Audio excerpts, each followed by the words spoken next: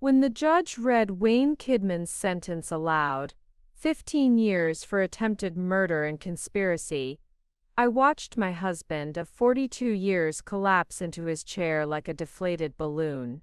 The man who thought he could stage my death to inherit our family ranch and my grandmother's jewelry collection never imagined that his supposedly senile 73-year-old wife had been 3 steps ahead of him the entire time. Before we jump back in, tell us where you're tuning in from, and if this story touches you, make sure you're a subscriber, because tomorrow, I've saved something extra special for you.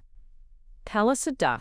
But let me tell you how a grandmother with arthritis and a hearing aid managed to outwit a man who thought he was the smartest person in the room. My name is Susan Warren, and until 6 months ago, I thought I knew exactly what my golden years would look like. Wayne and I had built a beautiful life together on our 800-acre cattle ranch in Montana. Our 3 children, Belle, Duncan, and Alan, had all moved to different states, but they visited regularly with our 7 grandchildren. Wayne had always been the practical one, handling our finances, managing the ranch operations, while I focused on the family and kept our home running. At 73, I wasn't as spry as I used to be. My knees ached from decades of ranch work, and I'd started using a hearing aid after years of pretending I could hear everything perfectly. Wayne, at 75, had developed a slight tremor in his hands, but was still sharp as a tack when it came to business decisions. We'd been talking more frequently about estate planning, about what would happen to the ranch when we were gone. That Tuesday morning in March started like any other. I was in the kitchen making Wayne's coffee, black 2 sugars, just the way he'd liked it for 4 decades, when I heard him on the phone in his study. The door was slightly ajar, and his voice carried more than he realized. My hearing aid picks up conversations better than people think, especially when someone's speaking with the kind of intensity that makes words cut through walls. The trail along Devil's Canyon, Wayne was saying, his voice low but clear. It's been raining for 3 days straight. The rocks are loose, the path is muddy. If she slipped, well, accidents happen on that trail, every few years. I froze, coffee pot in hand. Devil's Canyon was the most treacherous part of our property, a narrow hiking trail that wound along a steep cliff face overlooking the canyon below. We'd posted warning signs years ago, after a neighbor's teenager had nearly fallen, but Wayne and I still walked it occasionally, because the views were spectacular. No, Wayne continued. It has to look natural. She's been complaining about her balance lately. Everyone knows her knees are bad. A 73-year-old woman with arthritis taking a tumble on a slippery trail. That's not suspicious. That's just unfortunate. My hands began to shake. The coffee pot felt impossibly heavy. This couldn't be real. This couldn't be my Wayne, the man who'd held my hand through 3 childbirths, who'd stayed up all night when I had pneumonia last winter, who still brought me wildflowers from the meadow behind our house. The life insurance alone is worth $2 million, he said, and I heard papers rustling. Plus the ranch is valued at $8 million now, thanks to the mineral rights survey. And her grandmother's jewelry collection. Belle doesn't know about the appraisal I had done last month. Those pieces are worth another $600,000. I felt dizzy, nauseous. This was my husband talking about my death, like it was a business transaction, like I was livestock to be processed. Thursday morning, Wayne said, "I'll suggest we take our weekly walk. Tell her I want to check the fence line near the canyon after all this rain. She never says no to our walks. It's become our tradition since I retired. We'll take the trail, and when we get to the narrowest point." He paused. "Well, let's just say, only one of us will be walking back." I heard him hang up the phone. My heart was pounding so hard, I was sure he'd be able to hear it from his study. I quickly finished pouring his coffee, my mind racing. Who had he been talking to? Was this real, or was I having some kind of horrible nightmare? Wayne appeared in the kitchen doorway, smiling that familiar warm smile that had melted my heart when we were teenagers. "Morning, sweetheart," he said, kissing my cheek like he had every morning for 42 years. "Coffee smells perfect." I managed to smile back, though my face felt like plastic. "Of course, dear. You know I always make it just how you like it." "What would I do without you?" he chuckled, taking the mug from my trembling hands. If he noticed my hands shaking, he didn't mention it. As he settled into his chair to read the newspaper, I excused myself to use the bathroom. I locked the door and stared at myself in the mirror. The woman looking back at me had silver hair, laugh lines around green eyes, and the kind of face that people automatically trusted. I looked like somebody's sweet grandmother, which I was. But the person who'd just overheard her husband planning her murder, that person needed to think very differently.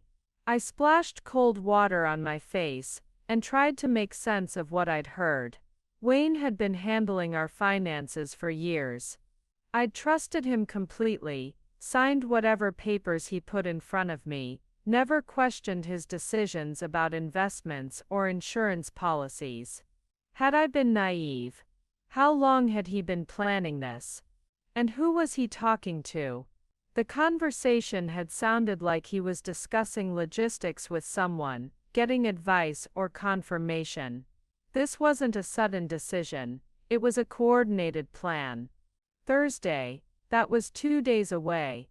2 days to figure out if I'd really heard what I thought I'd heard, and if so, 2 days to decide what I was going to do about it. As I walked back to the kitchen, Wayne looked up from his newspaper and smiled. "Beautiful morning, isn't it, Susan?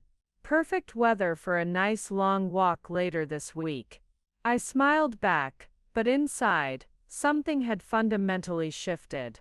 The woman who'd woken up that morning, as a trusting ranch wife, was gone. In her place was someone who understood that survival meant thinking 3 moves ahead. "Yes, dear," I said sweetly, "I'm looking forward to it." But I was already planning something very different than the walk Wayne had in mind. The rest of Tuesday passed in a strange haze. I moved through my normal routine, making lunch, tending to my small vegetable garden, preparing dinner, but everything felt different. Wayne was acting completely normal, chatting about the weather, mentioning that our neighbor Alvin Austin had called about borrowing our tractor for spring planting. He even suggested we watch our usual Tuesday night movie together, something we'd been doing since he retired from active ranch management 3 years ago. As we sat on the couch watching an old Western, Wayne's arm around my shoulders like always, I kept stealing glances at his profile. This man who'd held me through my mother's funeral, who'd taught our children to ride horses, who'd slow danced with me in the kitchen just last week, was he really planning to push me off a cliff? That night, I lay awake staring at the ceiling while Wayne slept peacefully beside me. His breathing was steady and calm, like a man without a care in the world. I wanted desperately to believe I'd misunderstood the phone conversation.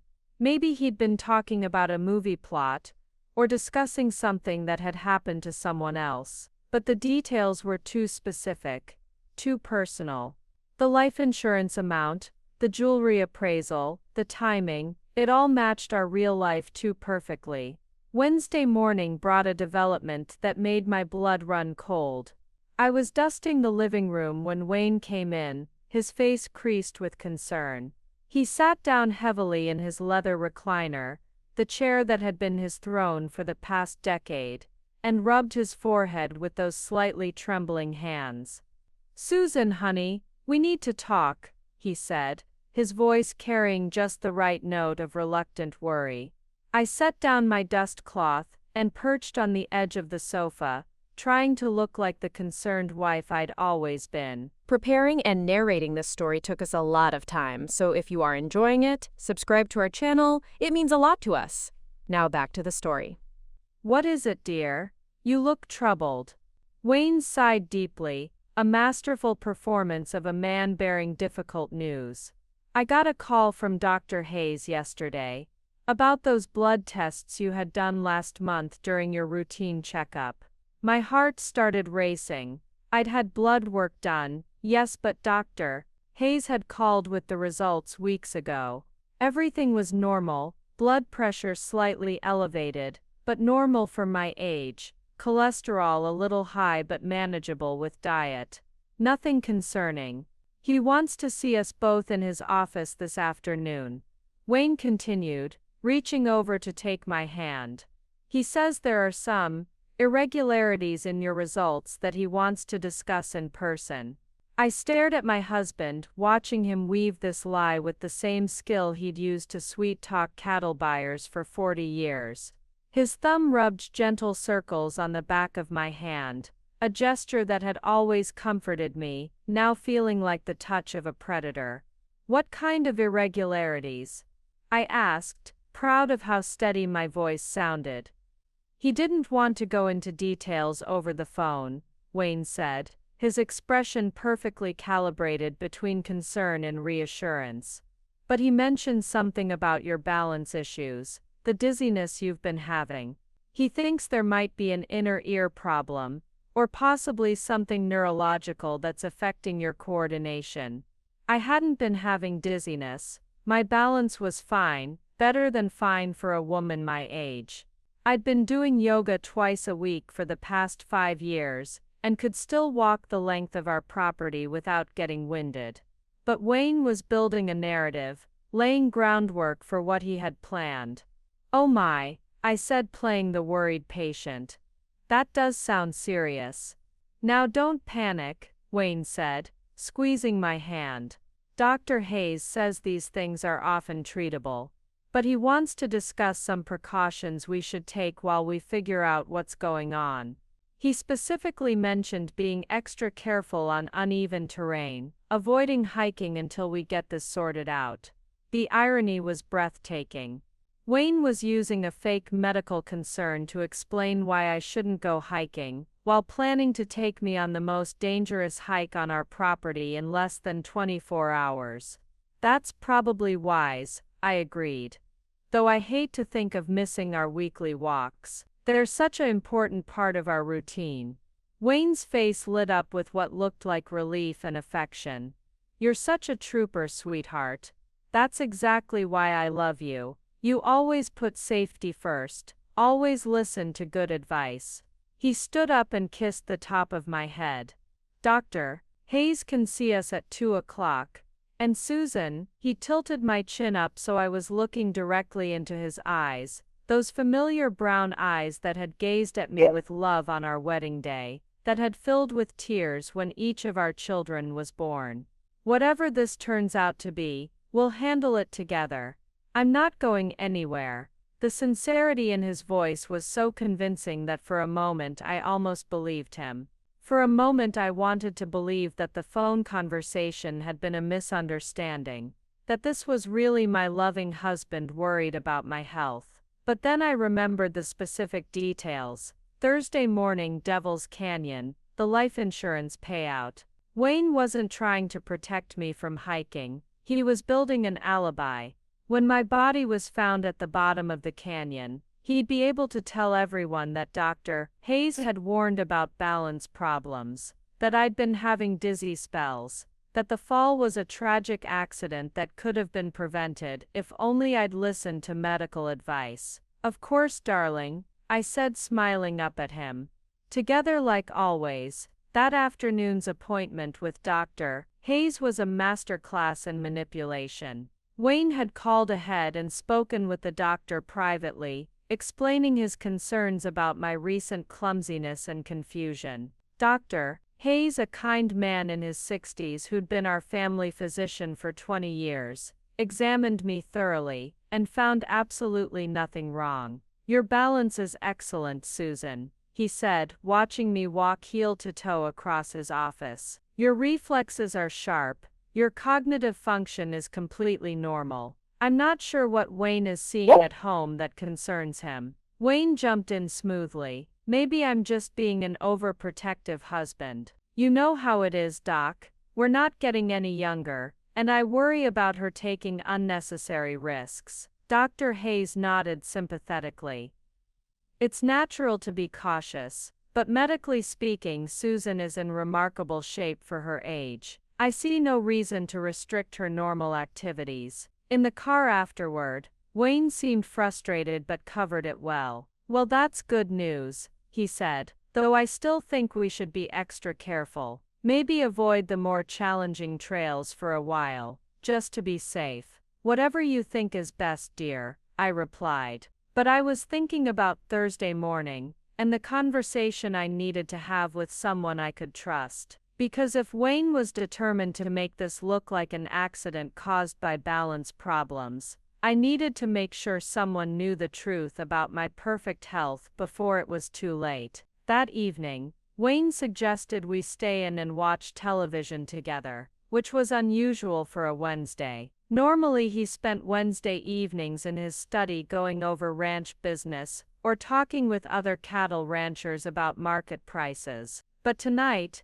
he seemed determined to keep me close, to maintain the facade of the concerned husband. I excused myself around 9 o'clock, claiming I wanted to call our daughter Belle, to check on our youngest granddaughter, Leah, who'd been fighting a cold. Wayne nodded approvingly. He'd always encouraged my close relationships with our children and grandchildren. What he didn't know was that I'd been thinking all day about who I could trust with what I'd overheard. Belle lived in Denver with her husband Duncan Austin and their 2 children. She was our middle child, a successful architect who'd inherited my practical nature and Wayne's head for business.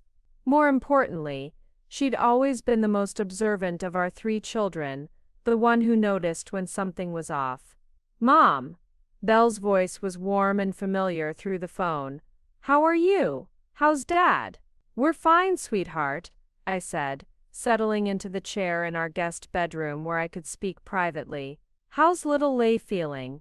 Much better, thanks for asking. The fever broke yesterday. Belle paused. Mom, you sound a little tense. Is everything okay? This was exactly why I'd called Belle. She could read people, even over the phone. Well, I said carefully, your father's been acting a bit strangely lately. Nothing serious, just different. Different how? I needed to be careful. If I was wrong about what I'd heard, I didn't want to damage Wayne's relationship with our children. But if I was right, I needed someone to know that things weren't as they appeared. He's become very protective recently, I said, overly concerned about my health, my safety. Today he insisted we see Dr. Hayes, because he claimed I'd been having balance problems and dizziness. Have you been having balance problems? No, that's just it. I feel fine. Dr. Hayes confirmed there's nothing wrong with me.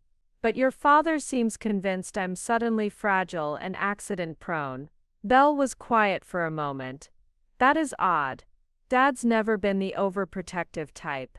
Remember when you wanted to learn rock climbing at 60? He was the one who said you should go for it. Exactly. Wayne had always respected my independence, encouraged my adventures. This sudden concern for my safety was completely out of character. There's something else, I said, lowering my voice even though Wayne was downstairs. He's been making a lot of phone calls lately. Private conversations in his study with the door closed. And yesterday I heard him talking about me. What kind of talking? I hesitated. How much could I say without sounding paranoid? Belle, if something were to happen to me, what would happen to the ranch, to our assets? Mom, that's a morbid question. Are you feeling okay? You're not sick, are you? No, I'm fine. I'm just thinking about estate planning. Your father handles all our finances, and I realize I don't know the details of our insurance policies, our wills, that sort of thing. Well, Belle said thoughtfully, you and Dad have always talked about leaving the ranch to be split between the three of us kids. And I assume you have life insurance policies on each other. Most couples your age do. Do you know how much life insurance? Mom, why are you asking about this? You're starting to worry me. I could hear the concern in her voice, and I realized I was walking a fine line. I needed her to be aware without alarming her unnecessarily. I'm probably being silly, I said. It's just that your father mentioned something about a $2 million policy, and that seemed like a lot of money. $2 million isn't unusual for someone with Dad's assets, Belle said. The ranch alone is worth several million, right? Plus you have Grandma Ruth's jewelry collection, which I know is valuable. Life insurance is supposed to replace income and assets. She was right, of course. But the way Wayne had talked about the money, like he was already counting it, still made my skin crawl. You're probably right, I agreed. I suppose I'm just feeling my age lately. Mom, is Dad pressuring you about something? You can tell me if something's wrong. Belle's intuition was kicking in, and I felt a wave of gratitude for my perceptive daughter. But I couldn't burden her with my suspicions, not yet. Not until I was certain. No pressure, I said. Just an old woman getting sentimental about family and legacy. We chatted for a few more minutes about safer topics, her work, the grandchildren, plans for summer visits. But before hanging up, Belle said something that made my heart skip. Mom, Duncan and I were actually thinking about driving out for a visit this weekend. It's been too long since we've seen you and Dad. This weekend. I tried to keep the alarm out of my voice. If Wayne was planning something for Thursday morning, having Belle and Duncan arrive Friday or Saturday would complicate everything. Is that a problem? We could come the following weekend if this one doesn't work. No, I said quickly. This weekend would be wonderful. I'd love to see you. And I would. If I survived Thursday, having Belle here would provide witnesses, protection, a buffer against whatever Wayne might try next. After I hung up, I sat in the guest room chair for a long time, thinking. Wayne's behavior was definitely abnormal, but was it criminal? The phone conversation could have an innocent explanation. The insurance discussion could be legitimate estate planning. The fake medical concerns could be genuine worry manifesting in irrational ways. But when I added it all together, the specific mention of Devil's Canyon, the detailed knowledge of our financial assets, the sudden concern about my balance right before suggesting a dangerous hike, the pattern was undeniable. I walked back downstairs to find Wayne reading in his chair, looking for all the world like a devoted husband waiting for his wife to finish her phone call. How's little Leah? He asked, looking up with interest. Much better, and Belle and Duncan are thinking of visiting this weekend. Wayne's expression flickered, just for a split second, with what looked like annoyance. But he recovered quickly. That's wonderful, he said. It'll be good to see them. Though I hope we can still take our walk tomorrow morning before they arrive. I've been looking forward to checking that fence line. My blood ran cold. He was still planning to go through with it, even knowing our daughter might arrive soon. Of course, I said, forcing a smile. I wouldn't miss our Thursday walk for anything. But as I kissed Wayne goodnight and headed upstairs to bed, I was already forming a plan of my own. Because if my husband thought he could eliminate a ranch wife who'd been solving problems and protecting her family for 73 years, he was about to learn just how wrong he could be. I barely slept Wednesday night. Every time Wayne shifted in bed, every time he got up to use the bathroom, I found myself tensing, wondering if he'd moved up his timeline. But morning came with its usual sounds, Wayne's alarm at 6 a.m., the shower running, the familiar routine of a man preparing for what he believed would be a normal day. I lay in bed listening to him move around the bedroom, getting dressed in his typical hiking clothes, sturdy boots, jeans, the flannel shirt I'd given him last Christmas. The same outfit he'd worn on dozens of innocent walks over the years. The normalcy of it all made the situation feel even more surreal. "Morning, beautiful," Wayne said, sitting on the edge of the bed to kiss my forehead. "Ready for our walk? Weather's perfect, crisp and clear, but the trail will still be muddy from the rain." The way he emphasized muddy sent chills down my spine. He was already establishing the conditions that would make my supposed fall seem inevitable. "I'll be ready in 20 minutes, I said, sitting up and stretching like a woman without a care in the world. "Just let me get some coffee in me first." In the kitchen, I went through the motions of making breakfast while my mind raced. I needed evidence. I needed proof of Wayne's intentions before we left for that trail. But how could I get him to reveal more without making him suspicious? As Wayne sat at the kitchen table reading the local newspaper, I decided to test him. "You know," I said casually, buttering his toast, "I've been thinking about that life insurance policy you mentioned.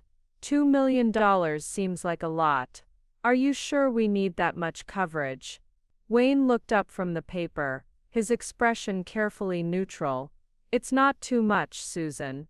With inflation, medical costs, the value of the ranch, if something happened to one of us, the survivor would need that security. But if something happened to me, you'd have the ranch, the mineral rights, all of Mother's jewelry. Why would you need additional money?" Wayne's jaw tightened almost imperceptibly. "Susan, these are morbid thoughts for such a beautiful morning. Let's not talk about death and insurance when we have a lovely walk ahead of us." But I pressed on, watching his reactions carefully. "I suppose you're right, though I wonder sometimes if Belle and the boys know about all our financial arrangements. Maybe we should sit down with them soon and go over everything." "There's no rush for that conversation," Wayne said, his voice taking on a slightly sharper edge. "The kids have their own lives to worry about. Besides, nothing's going to happen to either of us for a long time." The way he said nothing's going to happen while planning exactly what was going to happen made my stomach turn. But I'd gotten what I needed. Confirmation that he didn't want our children involved in financial discussions, at least not yet. Not until after I was gone and he could control the narrative. At 8:30 a.m., Wayne stood up and stretched. "Ready for that walk, sweetheart?" I nodded, but before we left, I made an excuse to go back upstairs. In our bedroom, I quickly grabbed the small digital voice recorder I'd bought years ago to record family stories for the grandchildren. I slipped it into the pocket of my hiking jacket and pressed record. If Wayne was planning to confess or reveal anything during our walk, I wanted proof. I also did something that felt dramatic but necessary. I wrote a quick note and slipped it into my jewelry box. "If something happens to me on today's hike, it wasn't an accident. Wayne has been acting strange and talking about life insurance. Ask Belle about our conversation last night." Susan, Thursday morning, March 16th. It felt like writing my own epitaph, but I needed someone to find evidence if my plan to protect myself failed. Wayne was waiting by the front door, holding my hiking jacket. Such a thoughtful gesture from a loving husband, or the final touch of a man making sure I was dressed appropriately for my own murder. "Beautiful day for a walk," he said as we stepped outside. The morning was indeed gorgeous. Clear blue sky, crisp air, the kind of Montana spring morning that made you grateful to be alive. The irony wasn't lost on me. As we walked toward the trail that led to Devil's Canyon, Wayne kept up a steady stream of cheerful conversation.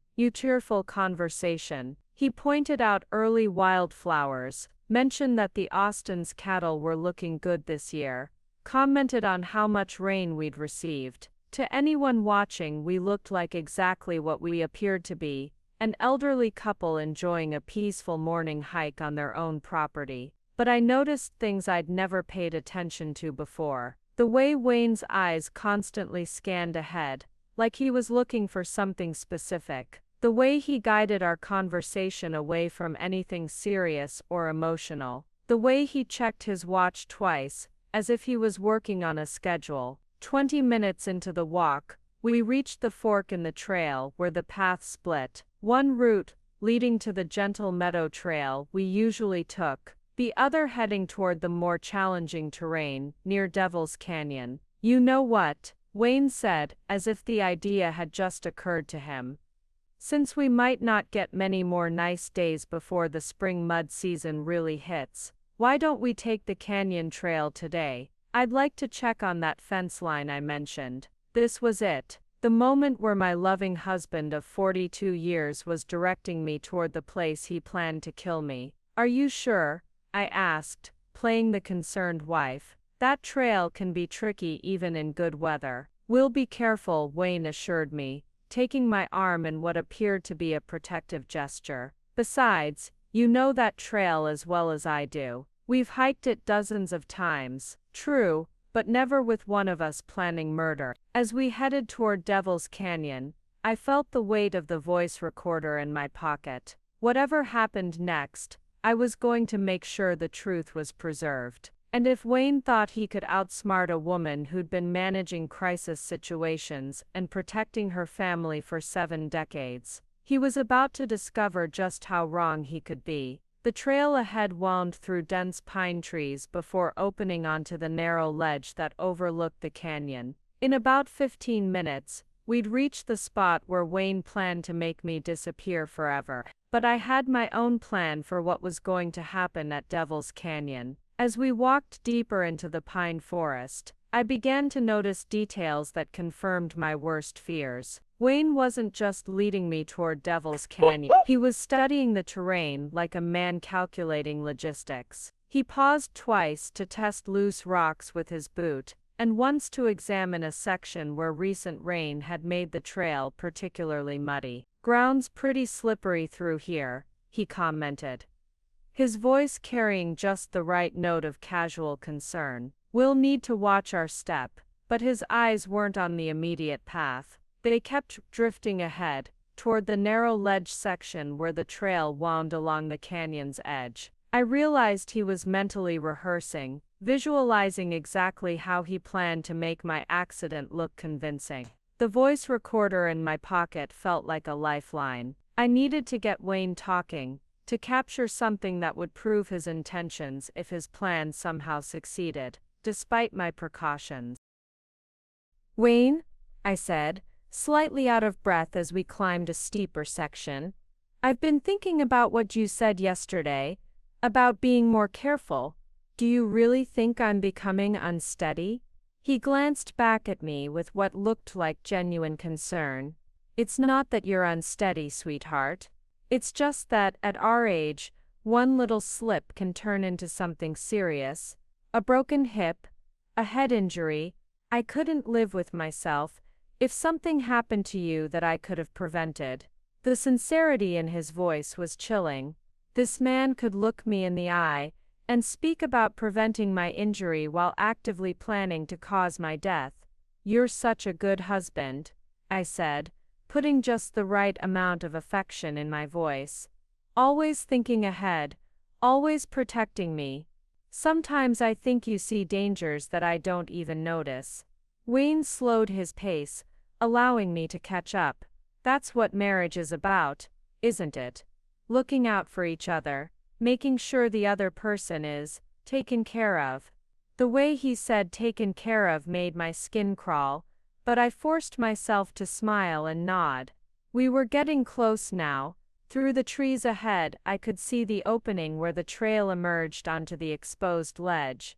The sound of wind through the canyon was getting louder, and I could smell the pine-scented air that rose from the depths below.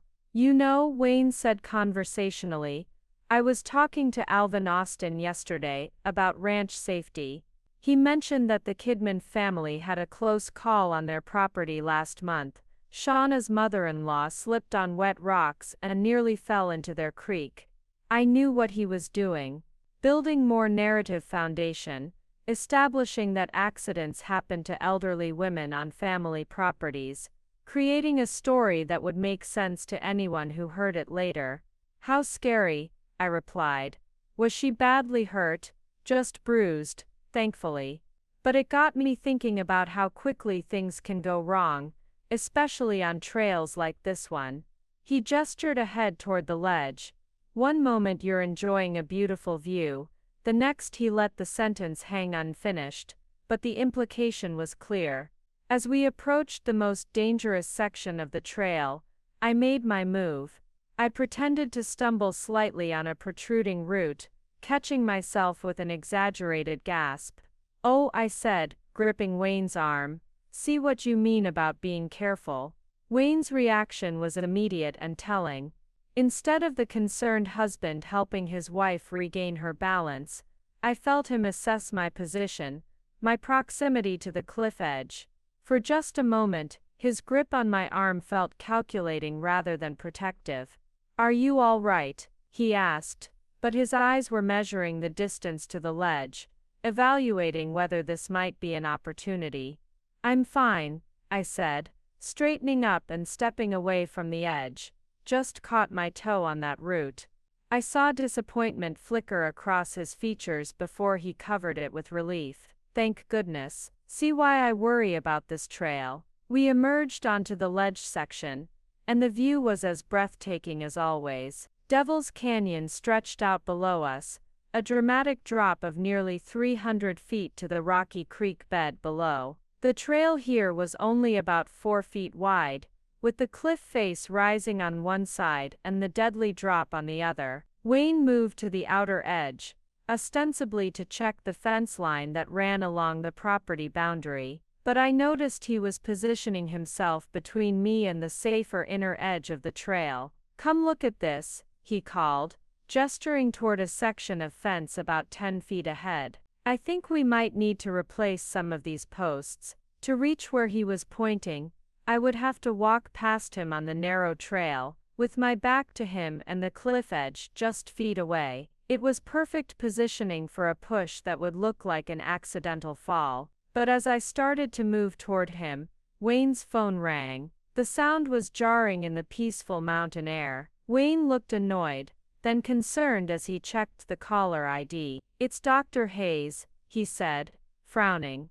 "I should probably take this." He answered the call, and I watched his face change as he listened to whatever the doctor was saying. His expression shifted from mild annoyance to confusion, then to something that looked like panic. "I don't understand," Wayne said, into the phone. "When did she call? What exactly did she tell you?" My heart started racing. Something had changed. Someone had called Dr. Hayes about me. Wayne's eyes found mine across the narrow trail, and for the first time since this nightmare began, I saw suspicion there. Raw, undisguised suspicion. "I see," he said, into the phone, never taking his eyes off me. No, I'm sure it's just a misunderstanding. We'll be in touch."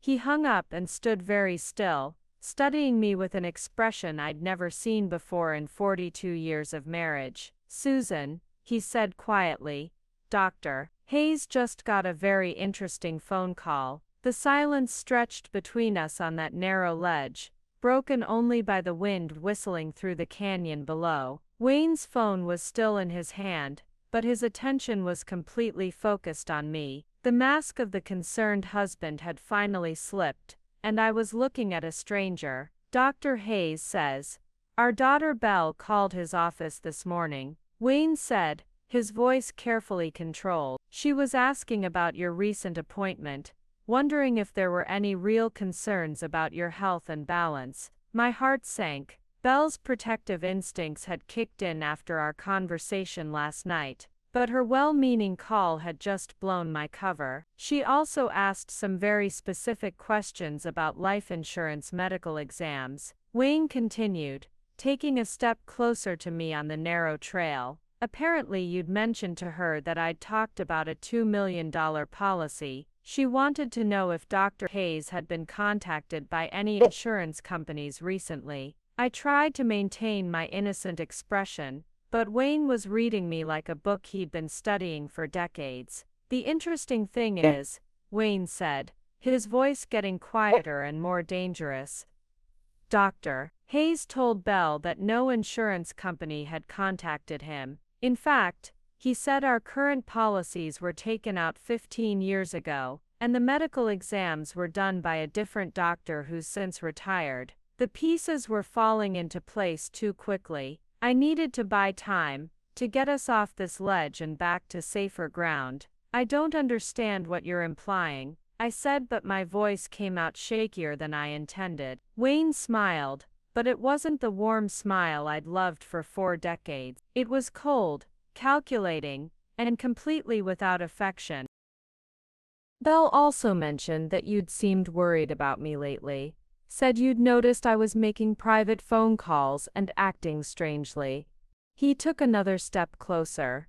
She was concerned enough to ask Dr. Hayes if there might be medical reasons for personality changes in elderly men. I felt the cliff edge behind me, the vast emptiness of the canyon at my back. Wayne was now close enough to reach out and touch me, close enough to push me with barely any effort. "Wayne," I said, trying to keep my voice steady, "you're scaring me." "Am I?" he asked, tilting his head like he was genuinely curious. "That's interesting, Susan, because you've been scaring me too. See, a man planning what I'm planning doesn't like it when his wife starts asking questions about life insurance and making worried phone calls to doctors and daughters." There it was, the confession I'd been hoping to record, but delivered in the worst possible location. We were alone on a cliff edge, and Wayne had just admitted he was planning something that required my silence. "I don't know what you think you're planning," I said, but Wayne laughed, a harsh sound that echoed off the canyon walls. "Oh, Susan, my sweet trusting Susan, did you really think you could outsmart me?" He reached into his jacket pocket and pulled out a small device. Voice recorder, very clever, though not quite clever enough. My blood turned to ice. While I'd been focused on him, he'd somehow discovered my recording device. "You dropped it when you pretended to stumble back there," Wayne explained, holding up the recorder. "I palmed it while I was helping you regain your balance. Old habits from my card-playing days. I was trapped, no evidence, no backup plan, and no way to prove what Wayne intended if I somehow survived this encounter. The beautiful thing about this location," Wayne continued conversationally, "is that accidents happen here regularly. The trail is narrow, the rocks are loose, and an elderly woman with arthritis could easily lose her footing.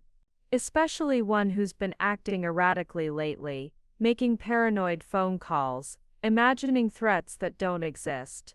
People will know," I said desperately. "Belle knows something's wrong. Belle knows her elderly mother has been acting confused and paranoid," Wayne corrected. "She knows you've been asking strange questions about life insurance and imagining that your loving husband is somehow a threat.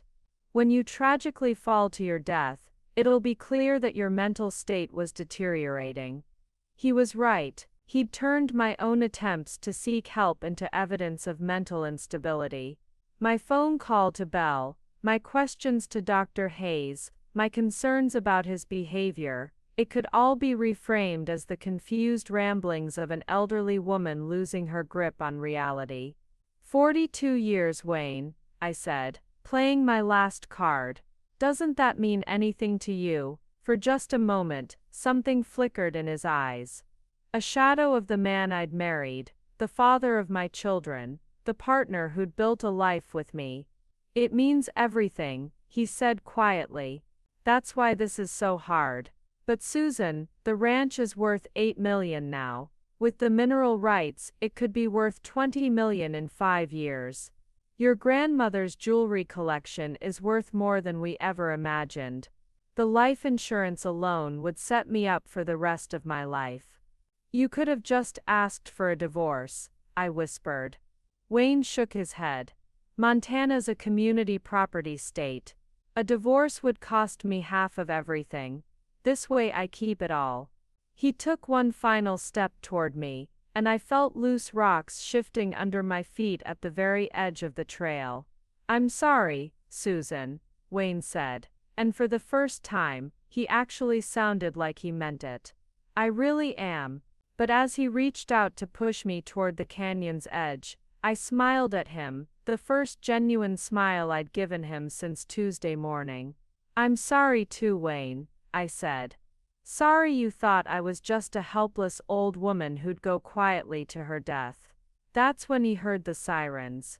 The sound of sirens echoing through Devil's Canyon was the most beautiful music I'd ever heard. Wayne's face went from predatory confidence to confusion to dawning horror in the span of about 3 seconds. What did you do? He whispered, still standing close enough to push me, but now frozen by the approaching sound of law enforcement. What I should have done 40 years ago, I replied, my voice steadier than it had been all morning. I stopped trusting you to make all the decisions. The sirens were getting closer, echoing off the canyon walls in a way that made it impossible to tell exactly where they were coming from, or how many vehicles were involved. Wayne's head swiveled back and forth, like a trapped animal looking for an escape route. You see, Wayne, I continued, taking a small step sideways to put some distance between us. When you've been married to someone for 4 decades, you learn their patterns. You've been planning this for months, haven't you? All those private phone calls, the sudden interest in our insurance policies, the way you've been studying this trail. Wayne's hand was still extended toward me, but he seemed paralyzed by indecision. Push me and flee, try to talk his way out of this. The sirens were making it clear that running wasn't really an option. That ends Tuesday morning. Wasn't the first time you discussed killing me, I said. It was just the first time I heard you. But once I knew what to look for, the signs were everywhere. Susan, you don't understand. Oh, I understand perfectly. I pulled a small device from my other pocket, not a voice recorder, but my cell phone. You see, I may be 73, but I'm not the helpless old woman you married. I spent 30 years managing this ranch's books before you took over. I know exactly what our assets are worth, and I know what your gambling debts cost us. Wayne's face went pale. How do you know about the gambling debts? Wayne, I've known about your poker games for years. I've known about the money you've been losing to Duncan Kidman and his friends. What I didn't know was how desperate you'd become. The sirens were very close now. Through the trees, I could see flashes of red and blue light. When you started talking about life insurance payouts and staging accidents, I realized you weren't just planning to kill me for the ranch money. You were planning to kill me to pay off debts that could cost us everything. You can't prove any of this, Wayne said, but his voice lacked conviction. Can't I? I held up my phone. This has been recording our entire conversation, Wayne, including the part where you admitted planning my murder for financial gain. His eyes widened. The voice recorder was a decoy. While you were busy finding that device, you ignored the phone I was carrying in plain sight. I smiled at him. You always did underestimate me. The first sheriff's vehicle came into view through the trees, followed by a second, then a third. Wayne stared at the approaching law enforcement with the expression of a man watching his entire world collapse. How? He asked simply. Belle didn't just call Dr. Hayes this morning, I explained. She called me back after our conversation last night. She was worried about some things I'd said, and she has good instincts just like her mother, so I told her the truth about what I'd overheard. Wayne slumped against the cliff face. You told Belle I was planning to kill you. I told Belle that I'd heard you discussing life insurance payouts and accidents involving me. I told her about your sudden concern for my health and your insistence on taking dangerous hikes. I told her about the phone calls and the strange behavior. She believed you. She believed me enough to call the sheriff's department and ask them to do a welfare check. When I didn't answer my phone this morning, because I turned it off before we left for our walk, they got worried. The sheriff's vehicles were pulling up to the trailhead now. I could hear car doors slamming, voices calling out. But the real evidence, Wayne, is going to be your phone records. Belle's husband Duncan works in telecommunications, remember? He helped the sheriff's department track the location of that call you made Tuesday morning, the one where you discussed killing me at Devil's Canyon. Wayne stared at me like he was seeing me for the first time. You planned this, all of it. I protected myself and my family. I corrected. Something I should have been doing all along instead of trusting you to handle everything. Heavy footsteps were approaching through the forest, male voices calling out. Sheriff's Department, Mrs. Warren. Mr. Warren, right here. I called back, my voice carrying clearly through the trees. We're on the ledge trail. Wayne made one last desperate calculation. I could see him weighing his options, claim this was all a misunderstanding, try to paint me as a confused elderly woman, attempt to flee deeper into the wilderness. But as the first deputy emerged onto the ledge with his hand resting on his weapon, Wayne seemed to deflate completely. Mrs. Warren, the deputy called. Are you all right, ma'am? I'm fine, officer, I replied. But I think you'll want to have a conversation with my husband about some threats he's been making. Wayne looked at me one last time, and I saw something in his eyes I'd never seen before. Respect. Grudging, bitter respect for a woman he'd underestimated for the last time. Hello, officers, Wayne said quietly. I think we need to talk. What happened next unfolded with the surreal precision of a well-choreographed dance. Deputy Sheriff Alan Kidman, no relation to the gambling family that had been bleeding Wayne dry, approached us with the calm professionalism of a man who'd handled domestic disputes before, though probably none quite like this. Ma'am, he said to me, we received a call from your daughter expressing concern for your safety. She indicated there might be some marital difficulties. I glanced at Wayne, who was standing very still against the cliff face, looking like a man who'd aged 10 years in the past 10 minutes. Officer, I believe my husband has been planning to harm me, I said simply.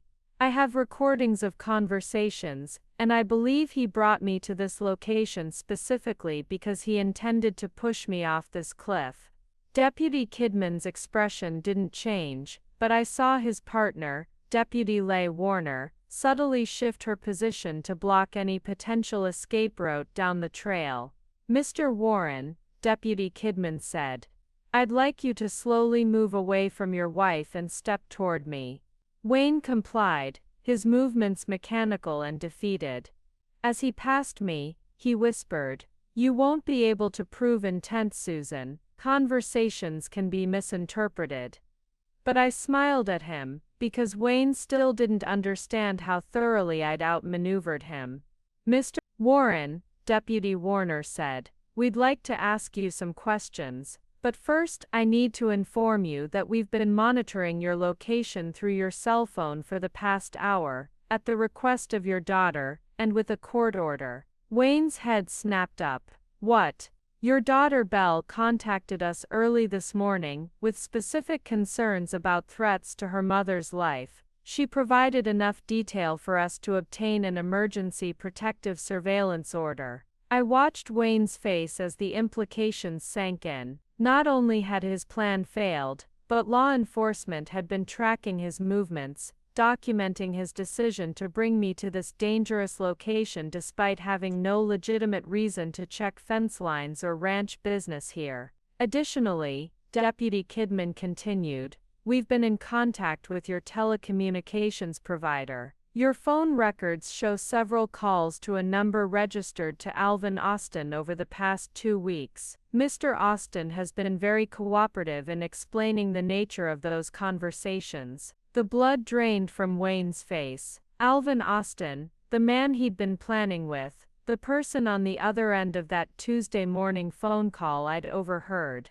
Alvin didn't know you were serious, Deputy Warner added. He thought you were venting frustrations about financial pressures, but when we explained that your wife's life might be in immediate danger, he provided us with detailed information about your conversations. Wayne's knees seemed to buckle slightly. His co-conspirator had flipped, providing law enforcement with everything they needed to establish premeditation and intent. Mr. Warren, Deputy Kidman said, pulling out handcuffs, you're under arrest for conspiracy to commit murder and making terroristic threats. You have the right to remain silent. As the deputy read Wayne his rights, I found myself thinking about Belle's phone call that had started this avalanche. My daughter's intuition and quick action had not only saved my life, but had given law enforcement time to build a solid case against Wayne before he could carry out his plan. Mrs. Warren, Deputy Warner said gently, we'll need you to come with us to provide a detailed statement. Your daughter and son-in-law are waiting at the sheriff's station. I nodded, but as we began the walk back down the trail, Wayne now handcuffed and flanked by the two deputies, I realized there were still pieces of this puzzle I didn't understand. Deputy, I said, how did you know to get a court order so quickly? Belle only called this morning. Deputy Warner smiled.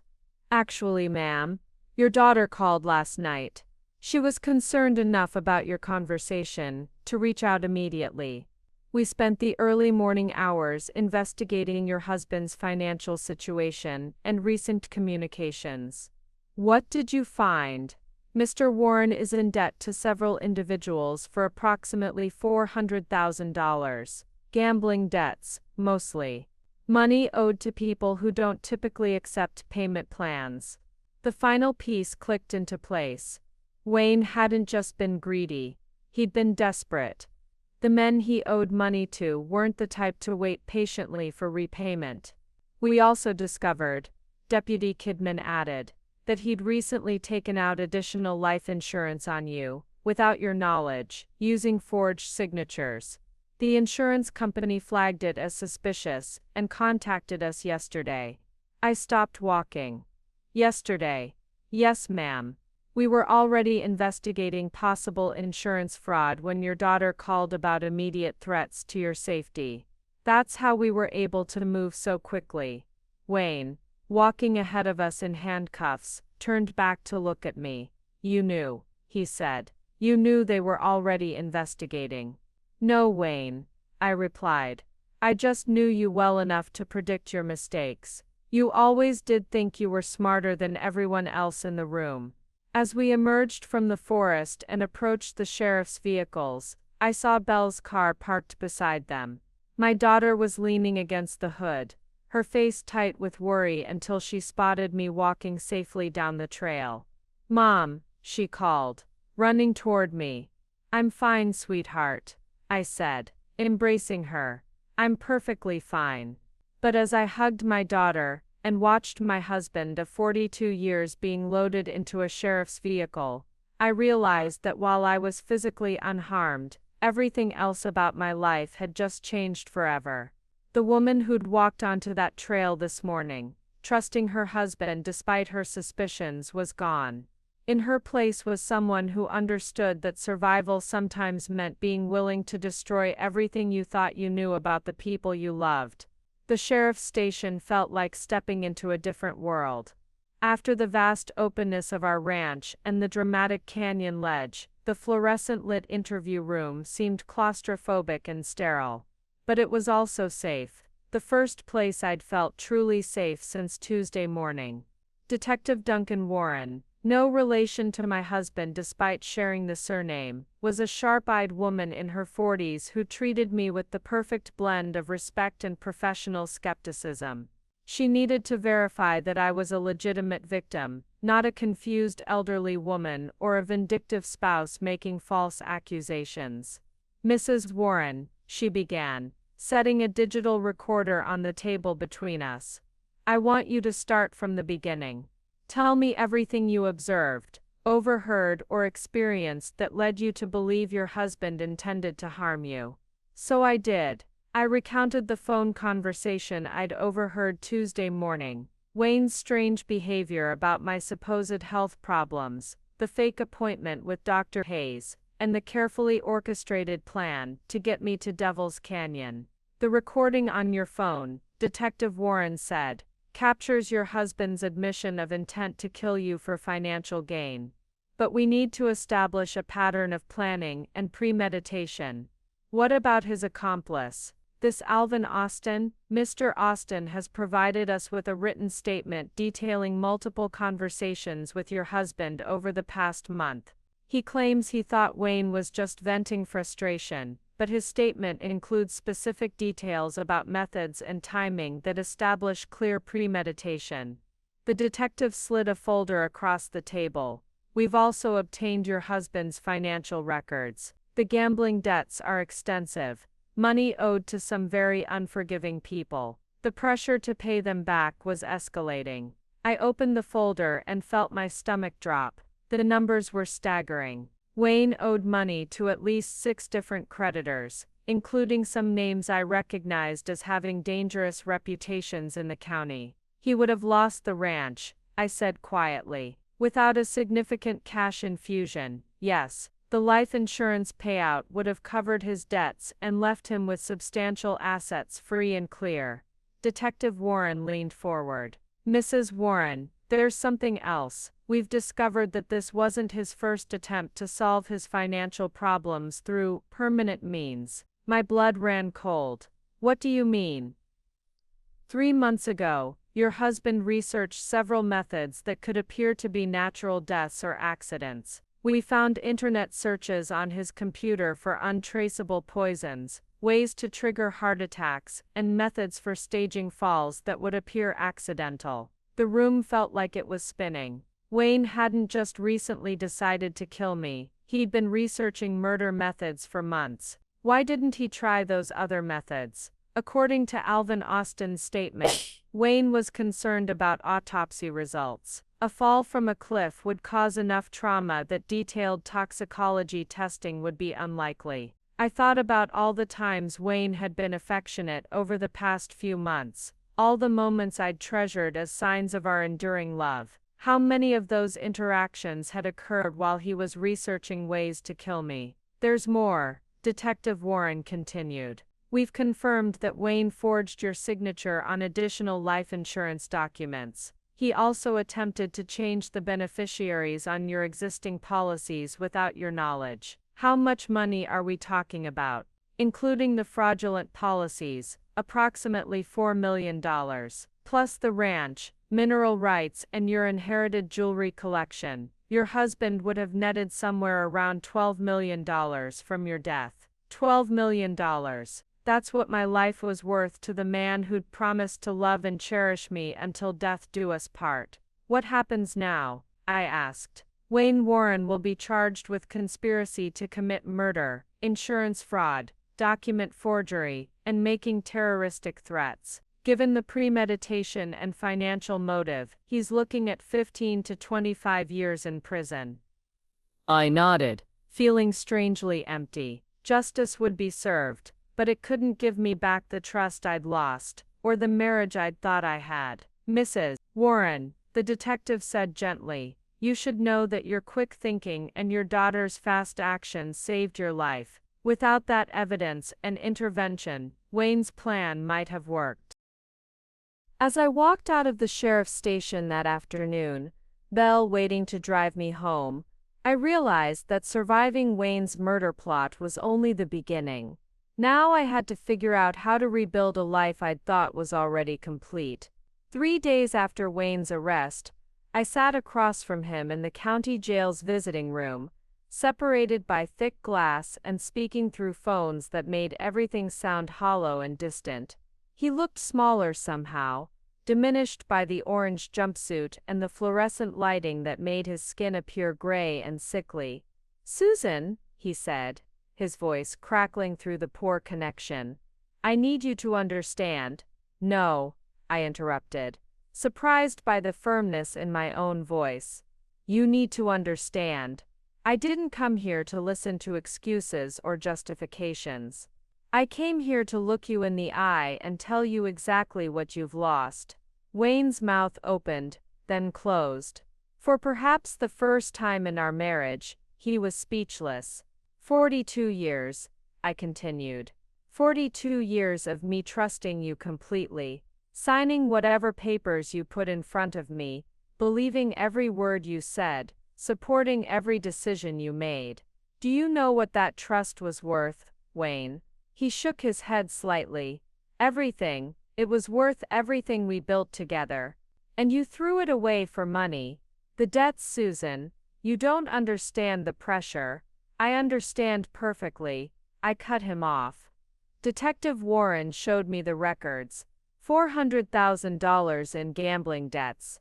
But do you know what our ranch generates in income every year? Do you know what our investments are worth? Do you know what we could have liquidated to pay those debts? Wayne's face crumpled. You never paid attention to the finances. Because I trusted you to handle them. But I wasn't ignorant, Wayne. I knew our net worth. We could have sold the mineral rights for $3 million. We could have downsized the ranch. We could have liquidated the investment portfolio. There were a dozen ways to handle your gambling problem without murder. I leaned closer to the glass, my voice dropping to barely above a whisper. But you chose murder because you wanted it all. You wanted to keep the ranch, keep the jewelry, keep the investments, and get rid of your debts. You wanted me dead so you could live like a king. That's not. Wayne started, but I wasn't finished. Belle is filing for conservatorship over our shared assets, I said. Duncan is helping her liquidate just enough to pay off your debts, not to help you, but to protect our family's reputation. The ranch will be transferred into a trust for our grandchildren. Wayne's face went white. You can't do that. I'm still your husband. You're my attempted murderer, I corrected. And according to Montana law, any person who attempts to kill their spouse forfeits all rights to marital property. You get nothing, Wayne. Nothing. The silence stretched between us, broken only by the hum of the ventilation system and distant voices from other visiting sessions. The house where we raised our children, I continued, where we celebrated birthdays and anniversaries and Christmas mornings. I'm selling it. I can't live in a place where my husband spent months planning my death. Susan, please, the jewelry collection you were so eager to inherit. I'm donating it to a women's shelter. They'll auction the pieces to fund programs for women escaping domestic violence. Wayne's composure finally cracked completely. You're destroying everything we built. No, Wayne, you destroyed it the moment you decided I was worth more dead than alive. I stood up from the plastic chair, my hand still holding the phone. Your lawyer called me yesterday. He wants to discuss a plea bargain. He thinks if you show remorse, express genuine regret, they might reduce the charges. Wayne's eyes lit up with hope for the first time since I'd arrived. I told him, I continued, that you can rot in prison for the full 25 years. There will be no plea bargain, no reduced sentence, no mercy from me. Susan, I hung up the phone and walked away, leaving Wayne sitting behind the glass, with his mouth moving soundlessly, finally understanding that the woman he'd underestimated had outmaneuvered him completely. 6 months later, I sat in the front row of the courthouse as Judge Shauna Kidman read Wayne's sentence aloud. The courtroom was packed. Our story had attracted regional media attention, and the local community was deeply invested in the outcome. Wayne Thomas Warren, Judge Kidman said, her voice carrying the weight of absolute authority, you have been found guilty on all counts: conspiracy to commit first-degree murder, insurance fraud, document forgery, and making terroristic threats against your spouse of 42 years. I watched Wayne's shoulders slump as the words washed over him. His expensive lawyer, paid for by liquidating assets I'd authorized the court to access, had mounted an aggressive defense, arguing that Wayne's gambling addiction constituted a mental health crisis that impaired his judgment. The jury hadn't bought it. This court has rarely seen such calculated, premeditated betrayal. The judge continued, "You didn't act in a moment of passion or desperation. You spent months researching methods to kill your wife, enlisted an accomplice, forged legal documents, and manipulated medical professionals to build a foundation for murder." Behind me, I could hear Belle crying softly.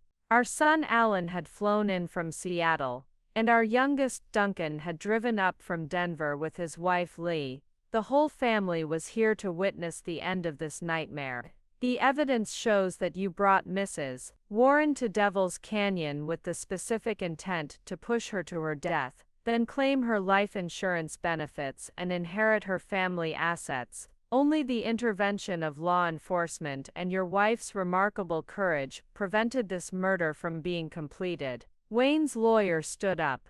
"Your Honor, my client would like to address the court." Judge Kidman nodded, and Wayne rose shakily to his feet. He turned to face me directly, his eyes red with unshed tears. "Susan," he said, his voice barely audible in the silent courtroom, "I know there's nothing I can say that will undo what I did. I know there's no forgiveness possible for planning to take your life." I stared back at him, feeling nothing, no anger, no sadness, no residual love, just emptiness where 42 years of marriage used to be. "I want you to know," Wayne continued, "that in my heart, I never stopped loving you. I was drowning in debt and fear, and I convinced myself that you'd be better off not having to watch me lose everything we'd built together." "Warren," Judge Kidman interrupted sharply, "this court is not interested in your self-serving rationalizations. You may express remorse, but do not insult this victim or this court by claiming your attempted murder was motivated by love." Wayne fell silent, properly chastened. "Wayne Thomas Warren," the judge said, "you are hereby sentenced to 15 years in state prison without possibility of parole for 8 years. You are ordered to pay full restitution to the victim, and you are permanently barred from any contact with Mrs. Susan Warren." The gavel came down with a sound like a gunshot.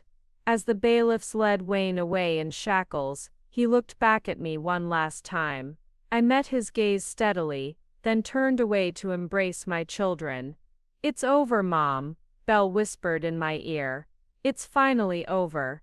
But as we walked out of the courthouse into the bright Montana sunshine, I knew that while justice had been served, my real journey was just beginning.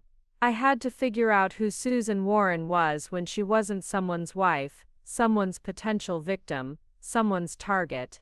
For the first time in 73 years, I was completely on my own, and I discovered that I was looking forward to finding out who that woman would be. 1 year later, I stand in the kitchen of my new home, a modest but comfortable house in Billings, Montana, about an hour from the ranch where I spent most of my adult life. The morning sun streams through windows I chose myself, illuminating a space that belongs entirely to me. The ranch sold for $9 million. After paying off Wayne's debts and legal fees, the remainder went into a trust fund for our 7 grandchildren's education. Belle handles the financial management with the same careful attention to detail I once brought to our family's accounts. The irony isn't lost on me. In trying to steal my financial security, Wayne ended up ensuring that I became more financially literate and independent than I'd ever been in our marriage. This morning, like every morning for the past 6 months, I'm preparing for my volunteer shift at the Yellowstone County Women's Shelter. It turns out that a 74-year-old woman who survived her husband's murder plot has credibility with other women facing domestic violence. They listen when I tell them that abuse doesn't always look like bruises and broken bones. Sometimes it looks like isolation, financial control, and a gradual erosion of trust in your own judgment. My phone rings, and Belle's face appears on the screen. Up next, you've got 2 more standout stories right on your screen. If this one hit the mark, you won't want to pass these up. Just click and check them out. And don't forget to subscribe and turn on the notification bell so you don't miss any upload from us.